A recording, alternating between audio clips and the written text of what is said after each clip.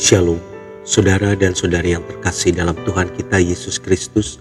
Marilah kita luangkan waktu beberapa menit untuk berkencan dengan Tuhan saat ini, agar dari hari ke hari kita semakin dekat dengan Tuhan, sehingga hidup kita semakin diberkati dan menjadi berkat.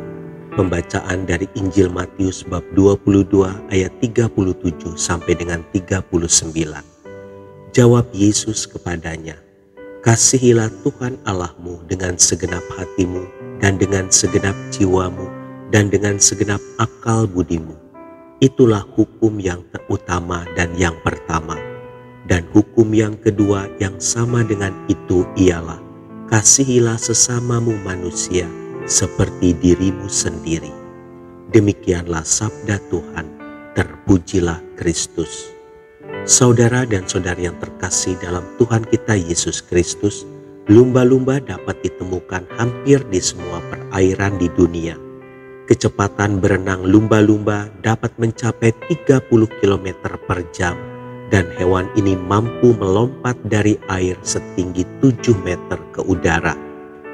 Lumba-lumba bernafas menggunakan paru-paru. Oleh karena itu, hewan ini perlu naik ke permukaan air untuk mengambil nafas melalui lubang hidung yang terdapat persis di atas kepalanya. Lumba-lumba termasuk salah satu hewan dengan kecerdasan yang luar biasa. Lumba-lumba juga dikenal sebagai hewan yang penuh kasih dan sangat bersahabat kepada makhluk apapun. Lumba-lumba sangat menyukai manusia. Seringkali lumba-lumba akan berenang mengiringi kapal yang sedang berlayar. Mereka senang berlomba-lomba dengan kapal tersebut, dan banyak sekali terjadi kasus di mana orang-orang yang hampir tenggelam diselamatkan oleh lumba-lumba. Bahkan lumba-lumba memiliki kebiasaan untuk saling menjaga bayi sesamanya, walaupun bayi tersebut bukanlah anaknya. Lumba-lumba adalah hewan yang ramah, baik hati, penuh kasih, cerdas, pintar bersosialisasi, dan suka menolong makhluk apapun yang membutuhkan pertolongan. Saudara dan saudari yang terkasih dalam Tuhan kita Yesus Kristus, di dunia yang memang semakin jahat ini, kasih, kepedulian, dan keramahan merupakan suatu hal yang sangat langka. Orang-orang sudah hampir kehilangan hati mereka yang baik terhadap sesamanya. Kebencian akan ras atau agama tertentu terjadi di berbagai belahan dunia. Bahkan kebencian terhadap tubuh fisik seseorang. Bisa kita lihat tingkat kriminalitas yang juga semakin bertambah, dan beberapa di antaranya bahkan dilakukan dengan sangat kejam dengan menghilangkan nyawa orang lain. Yesus tahu hal itu. Karena itu ia sangat menekankan mengenai kasih yang seharusnya dimiliki oleh kita sebagai pengikutnya. Jangan sampai kita memiliki kasih hanya kepada diri sendiri, sehingga kita mengabaikan orang lain. Kasih yang kita miliki haruslah sebuah kasih yang murni dan tanpa pamrih.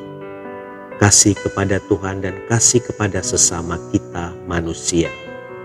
Ketika kita melihat bagaimana lumba-lumba hidup dengan kepedulian dan kasih, bukan hanya kepada spesiesnya sendiri, namun juga kepada manusia.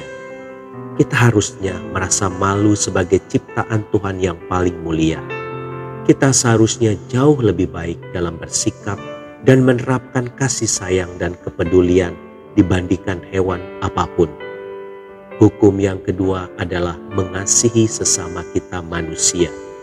Yesus mau kita mengasihi semua orang, bukan hanya manusia yang berbuat baik dan peduli pada kita. Hal ini termasuk musuh-musuh kita.